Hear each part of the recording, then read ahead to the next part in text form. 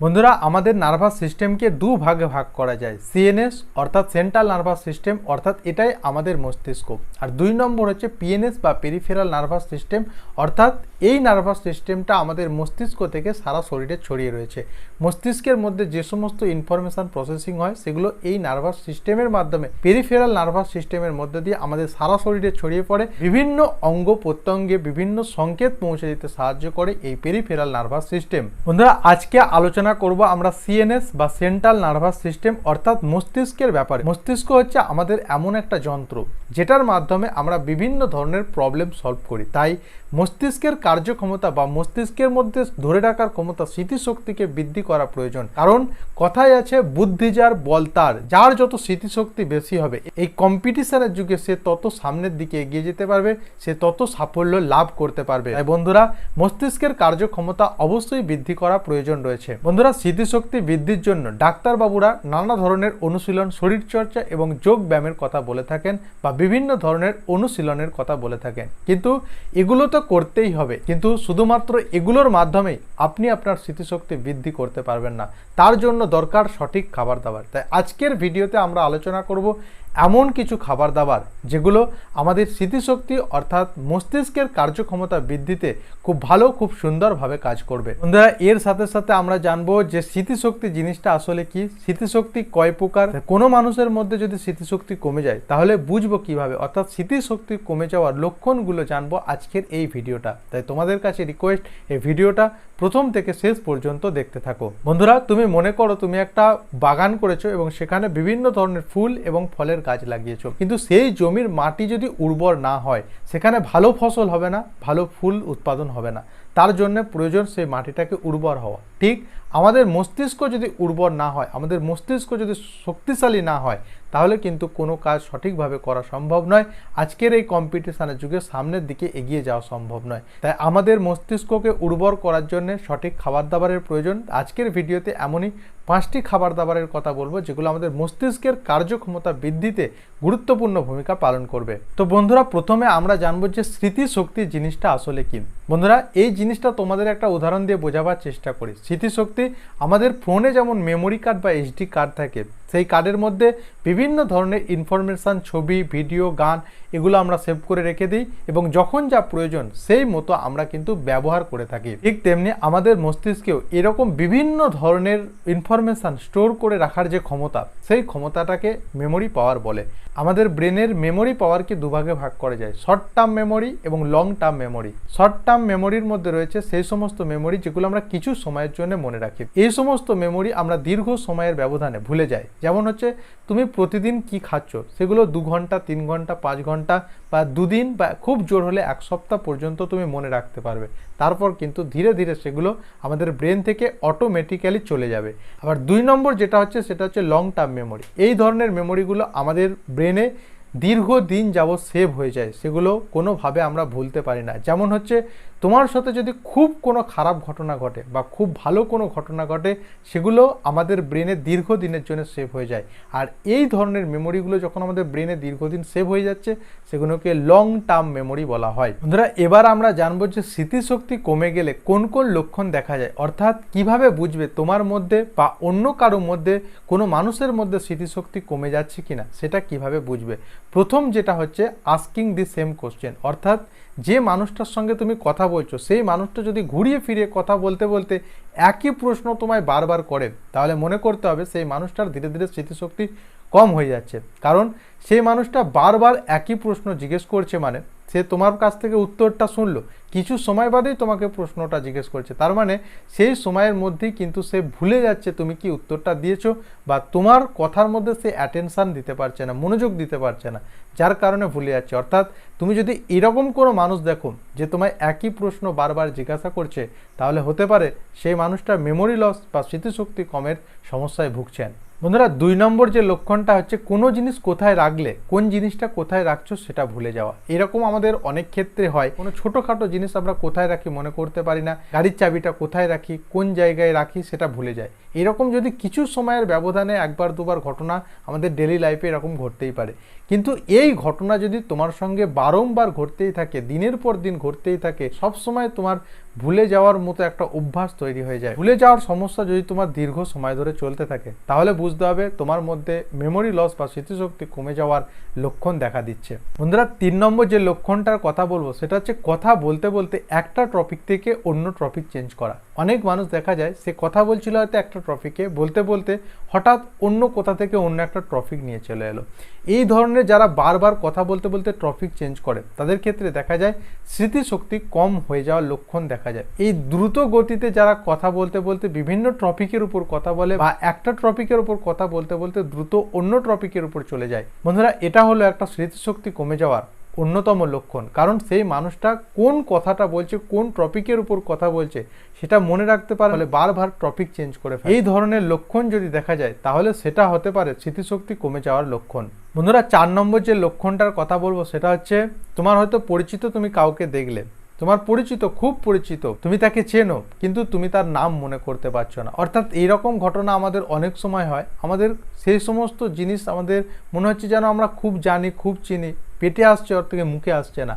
এইরকম ঘটনা যদি তোমার বারংবার ঘটতে থাকে, তোমার আত্মীয় স্বজন, বন্ধু বান্ধব, খুব কাছের মানুষের নাম ভুলে যাও, তাহলে হতে পারে এটা মেমোরি পাওয়ার বা স্মৃতিশক্তি কম হয়ে যাওয়ার একটি অন্যতম লক্ষণ। বন্ধুরা 5 নম্বর যে গুরুত্বপূর্ণ লক্ষণ সেটা হচ্ছে মনের মধ্যে সবসময় সন্দেহ। যে কোনো বিষয়ে কোনো মানুষ যদি তার কাছে আসে, সে হয়তো ভাবে আমাকে ছুরি চালিয়ে মেরে দেবে, বিষ খাইয়ে মেরে দেবে। সে হয়তো রাস্তা দিয়ে হেঁটে হেঁটে যাচ্ছে, তার মনের মধ্যে হবে যে আমার পেছু পেছু কেউ হেঁটে যাচ্ছে। এই সমস্ত মানুষের ক্ষেত্রে দেখা যায় তারা হয়তো দোকানে গেছে, কোনো কিছু কেনাকাটা করলো, কেনাকাটা করার পর দোকানদার তাকে টাকা ফেরত দিল, সে টাকাটা ব্যাগের মধ্যে ঢুকিয়ে রাখলো, কিন্তু কিছু সময় কিছুটা রাস্তা যাওয়ার পরে সে আবার ব্যাগটা খুলে চেক করে যে টাকাটা ঠিক রাখলাম তো।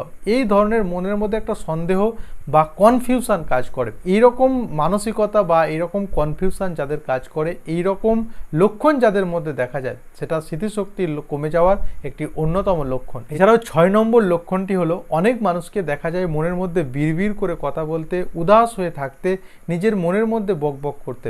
এটাও একটা স্মৃতিশক্তি কমে যাওয়ার অন্যতম লক্ষণ। বন্ধুরা এবার আমরা জানবো 5টি খাবার দাবারের কথা যেটা আমাদের স্মৃতিশক্তিকে ধীরে ধীরে ইমপ্রুভ করতে, আমাদের কনসেন্ট্রেট করার অর্থাৎ মনোযোগ দেওয়ার ক্ষমতাকে বাড়াতে সাহায্য করবে, আমাদের মস্তিষ্কের কার্যক্ষমতাকে বাড়াতে সাহায্য করবে। প্রথম হচ্ছে গ্রিন টি, যেটা তোমার মর্নিং হ্যাবিটে খুব গুরুত্বপূর্ণ ভূমিকা পালন করবে মস্তিষ্কের কার্যক্ষমতা বাড়াতে। বন্ধুরা সকালে 1 কাপ গ্রিন টি তোমার মেন্টাল হেলথকে ঠিক রাখতে, তোমার ফোকাস করার ক্ষমতাকে বাড়াতে গুরুত্বপূর্ণ ভূমিকা পালন করবে। বন্ধুরা গ্রিন টি এর মধ্যে থাকা ক্যাফিন, এই উপাদানটি আমাদের কনসেন্ট্রেট করার ক্ষমতাকে, আমাদের ফোকাস করার ক্ষমতা এবং আমাদের মেমোরি পাওয়ারকে বাড়াতে ভীষণভাবে সাহায্য করে। এছাড়াও বন্ধুরা গ্রিন টি এর মধ্যে রয়েছে পলিফিনল এবং অ্যান্টিঅক্সিডেন্ট। এগুলি আমাদের মানসিক চাপ কমাতে এবং আমাদের বিভিন্ন ধরনের মানসিক রোগ প্রতিরোধ করতে সাহায্য করে। তাই সকালে 1 কাপ গ্রিন টি তুমি প্রত্যেক দিন পার করতে পারো তোমার স্মৃতিশক্তিকে ফিরিয়ে আনার জন্য, তোমার মানসিক চাপ কমাবার জন্য, তোমার কনসেন্ট্রেট করার, মনোযোগ করার, ফোকাস দেওয়ার ক্ষমতাকে ধীরে ধীরে বাড়াবার জন্য। কারণ বন্ধুরা তুমি যত মনোযোগ দিয়ে তোমার কাজগুলোকে করতে পারবে, যত তুমি ফোকাস করতে পারবে তোমার কাজের দিকে, সেটা তোমার কনসিয়াস মেমোরি থেকে আনকনসিয়াস মেমোরিতে চলে যাবে, আর সেই জিনিসটা তোমার কিন্তু দীর্ঘ সময় ধরে মনে থাকবে। তাই অবশ্যই স্মৃতিশক্তিকে বাড়ানোর জন্য তোমায় কনসেন্ট্রেট করার ক্ষমতাকে অবশ্যই বাড়াতে হবে। বন্ধুরা 2 নম্বর যে খাবারটির কথা বলবো সেটা হচ্ছে ডিম। আমাদের মস্তিষ্কের কার্যক্ষমতা বৃদ্ধির জন্য সবচেয়ে গুরুত্বপূর্ণ যে ভিটামিনটির প্রয়োজন সেটা হচ্ছে ভিটামিন বি কমপ্লেক্স তথা ভিটামিন B1, B6 এবং B12। বন্ধুরা ডিমের মধ্যে রয়েছে যথেষ্ট মাত্রায় প্রোটিন, ভিটামিন B6, B12, ফোলেটস এবং কোলিন, এছাড়াও অন্যান্য উপাদান। ভিটামিন B6 এবং B12 এগুলো অ্যালজাইমার অর্থাৎ আমাদের স্মৃতিশক্তি কমে যাওয়া প্রতিরোধ করতে সাহায্য করে এবং আমাদের বিভিন্ন ধরনের মানসিক সমস্যা, মানসিক চাপ কমাতে সাহায্য করে। এছাড়াও বন্ধুরা নার্ভের গঠন যদি ঠিকঠাক দেখা যায় তাহলে দেখা যাবে নার্ভের গায়ে একটা কভার থাকে, এটাকে বলে মায়োলিন শীথ। এই মায়োলিন শীথ তৈরিতে সাহায্য করে ভিটামিন B12, যেটা ডিমের মধ্যে যথেষ্ট পরিমাণে পাওয়া যায়। বন্ধুরা ব্রেনের মধ্যে দিয়ে বিভিন্ন ধরনের সংকেতগুলো যাওয়া আসা করার জন্য দুটো নার্ভের মধ্যে একটি সংযোগস্থল থাকে, এই সংযোগস্থলে থাকে নিউরো ট্রান্সমিটার। এইরকম একটি নিউরো ট্রান্সমিটার হলো অ্যাসিটাইল কোলিন। ডিমের মধ্যে কোলিন নামক একটি উপাদান থাকে যেটি অ্যাসিটাইল নামক কোলিন এই নিউরো ট্রান্সমিটার উৎপাদনের ক্ষেত্রে গুরুত্বপূর্ণ ভূমিকা পালন করে। এই নিউরো ট্রান্সমিটারটা আমাদের মুড এবং মেমোরি পাওয়ারকে ইমপ্রুভ করতে, মেমোরি শক্তিকে বাড়াতে ভীষণভাবে কার্যকারী ভূমিকা পালন করে। তাই মস্তিষ্কের কার্যক্ষমতা বৃদ্ধির জন্য অবশ্যই তোমাকে প্রতিদিন একটি করে ডিম সেদ্ধ অবশ্যই পাতে রাখতে হবে। বন্ধুরা 3 নম্বর যে খাবারটির কথা বলবো সেটা হচ্ছে ডার্ক চকলেট। হ্যাঁ বন্ধুরা, আপনি ঠিক শুনেছেন, ডার্ক চকলেটের মধ্যে রয়েছে প্রায় 70% কোকা, যেটা আমাদের মস্তিষ্কের কার্যক্ষমতা বৃদ্ধিতে, মানসিক চাপ কমাতে, ভীষণভাবে নার্ভগুলোর গঠন ঠিকঠাক রাখতে ভীষণভাবে কার্যকারী ভূমিকা পালন করে। এছাড়াও বন্ধুরা এতে রয়েছে ব্রেন বুস্টিং কম্পাউন্ড যেমন ফ্ল্যাভোনয়েড, অ্যান্টি অক্সিডেন্ট এবং ক্যাফেন। বন্ধুরা ফ্ল্যাভোনয়েড হলো এক প্ল্যান্ট বেসড অ্যান্টি অক্সিডেন্ট, যেগুলো আমাদের মস্তিষ্কের মধ্যে থাকা নার্ভগুলিকে ঠিক রাখতে সাহায্য করে, আমাদের মেমোরি পাওয়ারকে ইমপ্রুভ করতে সাহায্য করে। এছাড়া বয়স বাড়ার সাথে সাথে আমাদের যে বিভিন্ন ধরনের মানসিক সমস্যা দেখা যায় সেগুলোকে প্রতিরোধ করতে সাহায্য করে এই ফ্ল্যাভোনয়েড। বন্ধুরা 4 নম্বর যে খাবারটির কথা বলবো সেটা হচ্ছে ওমেগা 3 ফ্যাটি অ্যাসিড সম্পূর্ণ খাবার। বন্ধুরা আমাদের ব্রেনের প্রায় 60% ফ্যাট রয়েছে। এছাড়াও আমাদের ব্রেনের গঠনগত এবং কার্যগত একক হলো নিউরন। এই নিউরনগুলোর গঠন যদি ঠিকভাবে দেখা যায় তাহলে দেখব এই নিউরনগুলোকে প্রোটেক্ট করার জন্য এর গায়ে একটা কভার থাকে, এই কভারটাকে মায়োলিন সিদ বলে। আর এই মায়োলিন সিদটা বিভিন্ন ধরনের ফ্যাটি অ্যাসিড দ্বারা গঠিত। আর এই ওমেগা 3 ফ্যাটি অ্যাসিড এই নার্ভগুলোর যে গঠন, এগুলোকে গঠন করতে সাহায্য করে। তাই অবশ্যই এই নার্ভের গঠন ঠিক রাখার জন্য ওমেগা 3 ফ্যাটি অ্যাসিড সম্পূর্ণ খাবার খাওয়া অবশ্যই প্রয়োজন রয়েছে। এই ওমেগা 3 ফ্যাটি অ্যাসিড নার্ভগুলোর গঠনকে ঠিক রেখে আমাদের অ্যালজাইমার সহ নানা ধরনের রোগ বা নার্ভের যে বিভিন্ন ধরনের ডিজেনারেটিভ রোগ আছে, দীর্ঘমেয়াদী রোগ আছে, সেগুলোকে প্রতিরোধ করতে সাহায্য করে। ওমেগা 3 ফ্যাটি অ্যাসিড যে সমস্ত খাবারের মধ্যে পাওয়া যায়, বিশেষ করে সামুদ্রিক মাছের মধ্যে ওমেগা 3 ফ্যাটি অ্যাসিড পাওয়া যায়, যেমন রয়েছে salmon, tuna, citing, tout.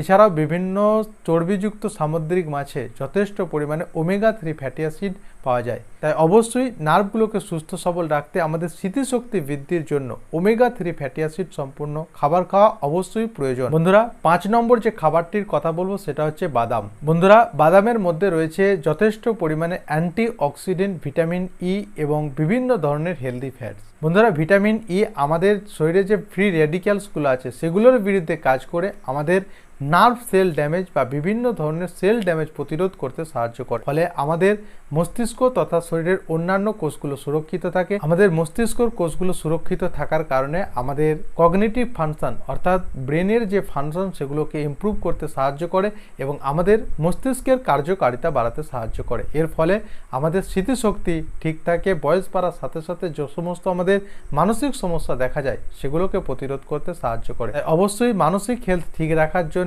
Mental health ঠিক রাখার জন্য, স্মৃতিশক্তি বৃদ্ধির জন্য অবশ্যই প্রতিদিন বাদাম খাওয়া দরকার। বাদামের মধ্যে চীনা বাদাম, কাঠবাদাম এবং কাজু বাদাম খাওয়া যেতে পারে, যেগুলো আমাদের মানসিক সমস্যা সমাধানের ক্ষেত্রে, ব্রেনের ফাংশনকে ইমপ্রুভ করার ক্ষেত্রে গুরুত্বপূর্ণ ভূমিকা পালন করে।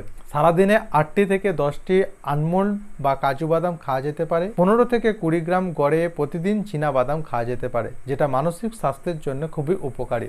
তো বন্ধুরা এই ছিল আজকের ভিডিও। আজকের ভিডিওতে জানলাম যে স্মৃতিশক্তি কি, স্মৃতিশক্তি বৃদ্ধির উপায়গুলো কি, স্মৃতিশক্তি যদি কম হয়ে যায় তাহলে কোন কোন লক্ষণ দেখা যায়, যে লক্ষণগুলো দেখে একজন মানুষ বুঝতে পারবেন যে কারোর মধ্যে স্মৃতিশক্তি ধীরে ধীরে কম হচ্ছে কিনা। যদি কম হয় তাহলে কোন কোন খাবার দাবার ডায়েটের মধ্যে অ্যাড করার মাধ্যমে আমরা আমাদের স্মৃতিশক্তিকে দ্রুত ইমপ্রুভ করতে পারবো। আর তোমার স্মৃতিশক্তি যখন ঠিক থাকবে তখন তুমি যে কোনো কাজ তীক্ষ্ণভাবে করতে পারবে, আর এই কথাটার তুমি সার্থক করতে পারবে, বুদ্ধি যার বল তার। তো বন্ধুরা এই ছিল আজকের ভিডিওটি কেমন লাগলো অবশ্যই কমেন্ট করে জানাও। যদি তোমার ভালো লাগে তাহলে তোমার বন্ধু বান্ধব, আত্মীয় স্বজন সকলের সঙ্গে ভিডিওটা শেয়ার করে তাদের সঙ্গে এই নলেজটা শেয়ার করতে পারো, তারাও এই বিষয়টা সম্পর্কে জানতে পারবে। তাদের মধ্যেও যদি কারোর এই সমস্যা থাকে তাহলেও তারা এই সমাধান পেয়ে যাবে। বন্ধুরা নার্ভের সমস্যা সংক্রান্ত যে কোনো ধরনের ভিডিও পেতে চ্যানেলটি অবশ্যই সাবস্ক্রাইব করো এবং পাশের বেল আইকনটি প্রেস করে অল নোটিফিকেশন অন করো। তোমাদের সঙ্গে দেখা হবে নতুন কোনো ভিডিও, নতুন কিছু টপিক নিয়ে। অবশ্যই ভালো থেকো, সুস্থ থেকো, আর অসংখ্য অসংখ্য ধন্যবাদ জানিয়ে আজকের ভিডিওটা এখানেই শেষ করলাম।